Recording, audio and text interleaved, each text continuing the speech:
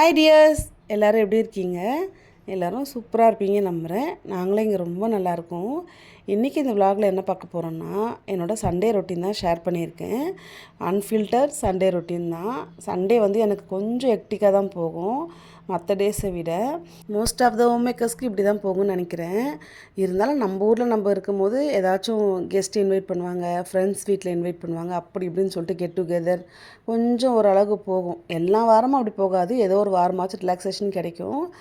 அதுவும் சண்டே தான் ஸ்பெஷலாக சமைக்கணும்னு சொல்லிட்டு நமக்கு ஒரு எழுதப்படாத நீதியாக இருக்குது. சண்டேயில் விதவிதமாக சமைக்கிறது, எல்லோரும் சாப்பிட வைக்கிறது. நம்ம சமைக்கிறது மட்டுமா வேலை, திரும்ப பாத்திரம் விளக்குறது, மொத்தம் கிச்சனையும் வந்து திருப்பி தூரம் ஒதுக்கி போடுற மாதிரி தான் இருக்குது.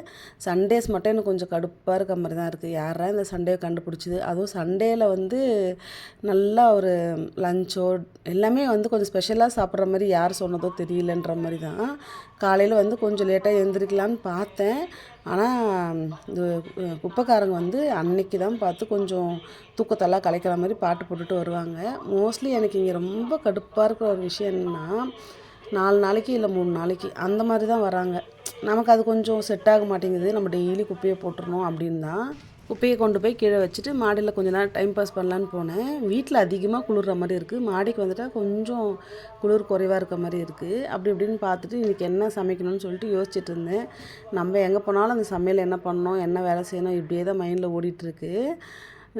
Most of the homemakers இப்படி தான் இருப்போம்னு நினைக்கிறேன். சரி, எல்லாம் தூங்குறாங்க, தூங்கிட்டு இருக்கட்டும்னு சொல்லிட்டு நான் வந்து ஸ்டார்ட் பண்ணிட்டேன் வேலையை. மோக்ஷித் குட்டியெல்லாம் ஸ்கூலுக்கு எழுப்புனா எந்திரிக்கிறதே கிடையாது. ஆனால் லீவுனா மட்டும் எப்படி தான் தெரியுதோ தெரியல, கரெக்டாக ஏஞ்சிட்டு ஒரே விளையாட்டு தான். அதுவும் பூனைக்குட்டிக்கு என்னை கண்டா கொஞ்சம் ஒரு டிஸ்டன்ஸ் மெயின்டைன் பண்ணுறது. குட்டீஸ்னால் அவ்வளோ பிடிக்குது, ஏன்னு தெரியல. காலையில் வந்து ஒரு குரல் கொடுத்துன்னு கதவை திறந்துருவாங்க. கொஞ்சம் நேரம் குட்டீஸ் கூட விளையாடிட்டு நம்ம ஏதாச்சும் பாலெலாம் வச்சுன்னா சாப்பிட்டு கிளம்பிடுவார். எனக்கு படிக்கும் போதோ அந்த டீனேஜ்லலாம் இந்த பிம்பிள்லாம் வந்ததே கிடையாது. பிம்பிள் வரணும்னு ஆசைப்படுவேன். ஏன்னா ஃப்ரெண்ட்ஸ்க்கெல்லாம் இருக்கும், அதை வச்சு ஒரு இமேஜினேஷன் என்னென்னோ பேசிக்குவாங்க. நமக்கு வரலேன்னு சொல்லிட்டு நல்லா கன்னத்தெல்லாம் தொட்டு பார்த்துட்ருப்பேன். ஆனால் இப்போ போய் வந்திருக்கு. அதையும் பார்த்துட்டு இருந்தேன், என்னடா இப்படி வந்திருக்குன்னு சொல்லிட்டு. சண்டேஸில் பிரேக்ஃபாஸ்ட் வந்து நான் பெருசாக பிளான் பண்ண மாட்டேன். என்ன இருக்கோ அதை வச்சு சிம்பிளாக முடிச்சுட்டு, ஏன்னா மதியத்தில் கொஞ்சம் ஹெவியாக தானே சாப்பிடுவோம், அதனால் இப்படி பண்ணுறது. கொஞ்சமாக அந்த ரெட் ரைஸ் ஊற வச்சுருந்தேன்.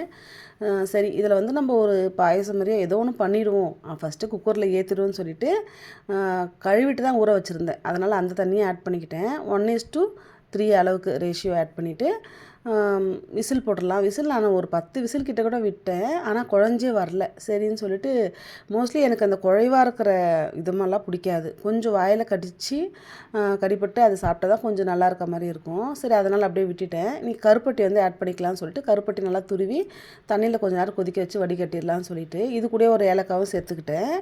இந்த ரெட் ரைஸ்லலாம் எவ்வளோ சத்து இருக்குதுன்னு நமக்கு சொல்லி தெரியணும்னு அவசியம் கிடையாது. இப்போ நிறைய நமக்கு ஒரு காஷன்ஸ்லாம் உருவாகிருக்கு, நிறைய ஹெல்த்தியான ஃபுட்லாம் சேர்த்துக்கணும். அப்போ எப்படி இருந்தாலும் எனக்கு தெரியல. இப்போ இந்த ஜென்ரேஷனில் இன்னும் கொஞ்சம் அவேர்னஸ் வந்திருக்கு. ஏன்னா அந்த மாதிரி ஹெல்த் இஷ்யூஸ்லாம் நிறைய வர்றதுனால கொஞ்சம் அவேர்னஸ் வந்திருக்குன்னு தான் சொல்லுவேன். உங்களுக்கு ஏதாச்சும் டவுட் இருந்துச்சுன்னா, இப்போ ஏதாவது ஒரு ஃபுட்டு, இந்த பொருள் வந்து எதுக்காக சாப்பிட்றது, இதில் என்ன பெனிஃபிட் இருக்குதுன்னு உங்களுக்கு டவுட் இருந்தால் உடனே கூகுளில் போய் சர்ச் பண்ணி பார்த்துருங்க. நிறைய கிளாரிஃபிகேஷன் கிடைச்சிரும். நான் மோஸ்ட்லி வந்து கூகுளில் தான் எல்லாமே வந்து பார்த்துக்கிறது. இதில் என்ன ஹெல்த் பெனிஃபிட்ஸ் இருக்குது, இதை சாப்பிட்டா எப்படி அப்படின்னு சொல்லிட்டு கொஞ்சம் கருப்பட்டி தண்ணி ஆட் பண்ணிவிட்டு இன்னும் கொஞ்சம் திக்னஸ் வந்தால் நல்லாயிருக்கும்னு சொல்லிட்டு விட்டுட்டு வந்துட்டேன்.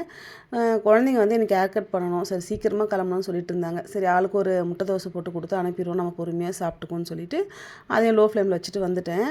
கொஞ்சம் நேரம் வந்து பூனைக்குட்டி கூட விளையாடலான்னு சொல்லிட்டு. இப்போ வந்து என்னோடய டைம் அதிகமாக வேஸ்ட் ஆகுறது. அது வேஸ்ட்டுன்னு சொல்ல முடியாது, மைண்டுக்கு ரிலாக்ஸாக தான் இருக்குது.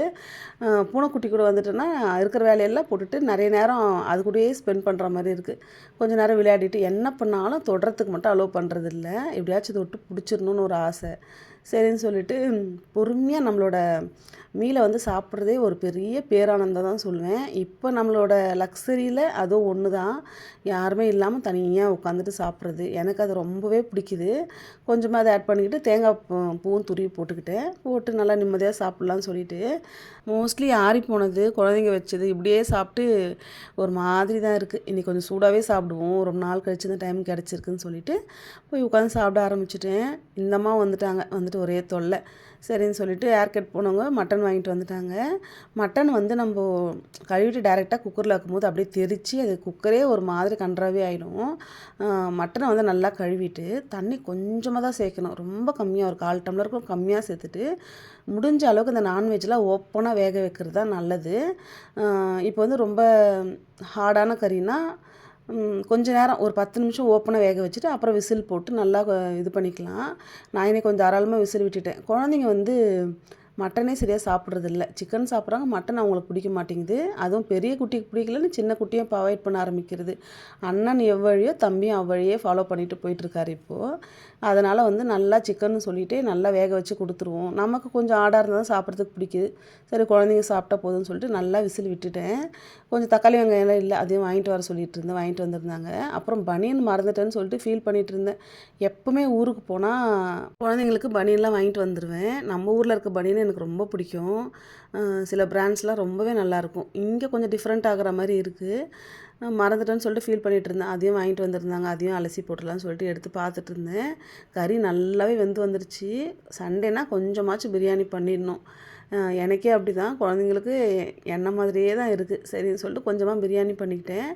எனக்கு வந்து பிரியாணி கொஞ்சம் புளிப்பாக தக்காளி கொஞ்சம் நிறைய போட்டு லைட்டாக வந்து குழைவாக இருக்கும், சாப்பிட்றதுக்கு ரொம்ப நல்லாயிருக்கும். அது அப்படியே பழகிருச்சு. என்னோடய ஸ்டைலில் பிரியாணி பண்ணால் தான் ஹஸ்பண்டுக்கும் பிடிக்குது. எனக்கு நீ செய்கிற பிரியாணி தான் பிடிக்குது அப்படின்னு சொல்கிறாங்க. சரி உண்மையாக பொய்யோ இன்னொரு வாட்டி அப்படி தான் செஞ்சு தருவேன்னு சொல்கிறாங்களேன்னு தெரியலன்னு நினச்சிட்டு அவங்கள கலாய்ச்சிட்டு வந்தாச்சு. பிரியாணி பார்த்த உடனே பெரிய குட்டிக்கு அவ்வளோ சந்தோஷம். ஒரு 4 வாய் சாப்பிட்டாலும் பிரியாணி சாப்பிட்டா அவ்வளோ சந்தோஷம். அது என்னன்னே புரியல. ஒருவேளை என்கிட்ட இருந்தால் அவங்களுக்கும் அந்த இது வந்துருச்சுன்னு நினைக்கிறேன்.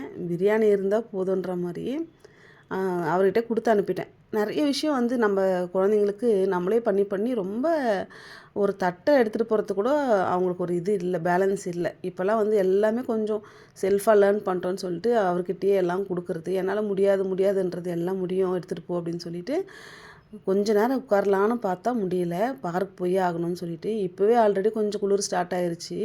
பார்க்கெலாம் போனால் 1 மணி 2 மணிக்கு அந்த டைம் போனால் நல்லாயிருக்கும். 4 மணிக்கு போனோம். சரி இன்றைக்கி தான் போக முடியும்னு சொல்லிட்டு கூட்டிகிட்டு போயாச்சு. ரொம்ப நேரம் கம்பல் பண்ணி கெஞ்சிட்டு இருந்தாங்க. போயிட்டு கொஞ்ச நேரம் விளையாட வச்சுட்டு வரலான்னு சொல்லிட்டு. சண்டேனா மோஸ்ட்லி இப்படி தான் உட்கார முடியாது. நான் ஆல்ரெடி ஒரு வீடியோவில் சொல்லியிருப்பேன். எனக்கு வந்து நீயா நானா ஷோ உட்காந்து பார்க்கணுன்னு சொல்லிட்டு, அது எனக்கு வாய்ப்பே இல்லாமல் போகுது. டிவி ஆன் பண்ணாலும் இவங்க போய் கார்ட்டூன் வச்சுக்கிறாங்க. சரின்னு சொல்லிட்டு சரி நம்ம போய் கொஞ்ச நேரம் பார்க்லயாவது உட்காருவோம்னு சொல்லிட்டு பார்க்கில் உட்காரவா போகிறோம். 2 பேருக்கும் சண்டை வரும். நல்லா போவாங்க, ஹாப்பியாக போகிற மாதிரி இருக்கும். திரும்ப சண்டை மல்லு கட்டுறது, அவன் இதை பண்ணிட்டான் இதை பண்ணிட்டான்னு சொல்லிட்டு நான் சுற்றி பார்ப்பேன். எல்லா குழந்தைங்களும் அமைதியாக தாண்டா இருக்குது, நீங்கள் ஏன்டா இப்படி படுத்துறீங்கன்னு சொல்லிட்டு அங்கே போய் இவங்க சண்டையை தீர்த்து விட்டுட்டு திரும்ப வரா மாதிரி தான் இருக்கும். எனக்கு வெளியில் போனால் அவ்வளோ பிடிக்குது. என்ன தான் குளிர் இருந்தாலும் ஜில்லுன்னு இருக்கிறது ஒரு ரெஃப்ரெஷ்ஷாக ஃபீல் ஆகுது. ஏன்னா நம்ம வீட்டுக்குள்ளேயே இருக்கிறதுனால வெளியில் போனால் அவ்வளோ சந்தோஷமாக இருக்குது. ஆனால் என்ன குட்டீஸை கூப்பிட்டு போகிறது தான் கொஞ்சம் கடிபிடியாக இருக்கும். போகும்போதே நினச்சிட்டு போவேன், அப்பா இன்றைக்கி சண்டை இல்லாமல் இவங்க விளையாடினா போதும்னு சொல்லிட்டு. ஹஸ்பண்ட் வந்து விட்டுட்டு டியூட்டி கிளம்பிடுவாங்க. நம்மக்கிட்ட தனியாக ஒப்படைச்சிட்டு அது வேறு கொஞ்சம் இதுவாக இருக்கும். கண்ட்ரோல் வரமாட்றாங்க. இப்போ நான் ஸ்கூலில் ஒர்க் பண்ண அவ்வளோ குழந்தைங்கள ஹேண்டில் பண்ணேன். ஆனால் நம்ம குழந்தைங்க 2 பேர் நமக்கு வந்து என்னடா இது அவுட் ஆஃப் கண்ட்ரோல்லே போகிறாங்கன்ற மாதிரி. அது 2 பாய்ஸ்ன்றதுனால இப்படி தான் இருக்கும் போல். சரி கொஞ்ச நேரம் விளையாட வச்சுட்டு நடக்க வச்சு கூட்டிகிட்டு வந்தாச்சு. வந்து கொஞ்சம் அரிசியெல்லாம் வாங்கிட்டு வர வேலை இருந்து வாங்கிட்டு வந்துட்டு ஒரு ஃபேஷியல் டிப்ஸ் ஒன்று சொல்கிறேன். நிஜமாக ரொம்ப பவர்ஃபுல்லாக இருக்கும், சூப்பராக இருக்கும். மெயினாக வின்டருக்கு ட்ரை ஸ்கின்னுக்கு செம்மையாக ஒர்க் ஆகும். மோஸ்ட்லி வந்து ஃபேஷியல் ஃபேஸ் பேக் எது பண்ணாலும் ஈவினிங் டைமில் வேலையெல்லாம் முடிச்சுட்டு ஈவினிங் டைமில் பண்ணுறது நல்ல எஃபெக்டிவாக ரிசல்ட் தரும்.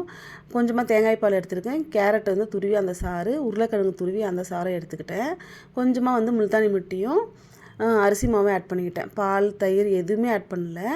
இது வந்து நல்லா ஃபேஸை வந்து நார்மல் ப்ளெயின் வாட்டரில் வாஷ் பண்ணிவிட்டு நல்லா அப்ளை பண்ணிவிட்டு ஸ்கின் வந்து நல்லா இழுத்து பிடிக்கிற ஸ்டேஜ் வந்ததுக்கப்புறம் நார்மல் ப்ளெயின் வாட்டரில் நல்லா வாஷ் பண்ணிவிட்டு ரோஸ் வாட்டர் இல்லை ஏதாச்சும் ஒரு மாய்ஸ்சரைசர் போட்டுக்க வேண்டியது தான். ரொம்பவே எஃபெக்டிவாக இருக்கும். கண்டிப்பாக ட்ரை பண்ணி பாருங்கள். வீடியோட எண்டுக்கு வந்துட்டோம் ஃப்ரெண்ட்ஸ். வீடியோ பிடிச்சா மறக்காமல் சப்ஸ்கிரைப் பண்ணி சப்போர்ட் பண்ணுங்கள். லைக் பண்ணுங்கள், ஷேர் பண்ணுங்கள், கமெண்ட் பண்ணுங்கள். இன்னொரு இன்ட்ரெஸ்டிங்கான vlogல மீட் பண்ணலாம். அது வரைக்கும் bye friends, take care, Tata.